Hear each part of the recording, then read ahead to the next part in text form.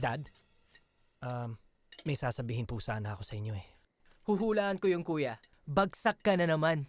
At uulitin mo na naman ng high school. Totoo ba to?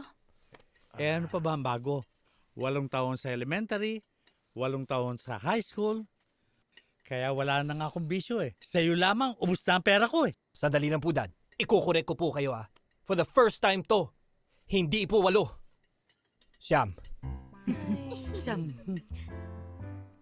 Anong basa mo dito? Paisik. Physics, 63. Trigonometry, 58. Filipino, 73. English, 71.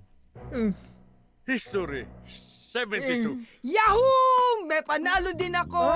Oy, mas panalo pa ako ng 5 sa... Hindi kayo galit?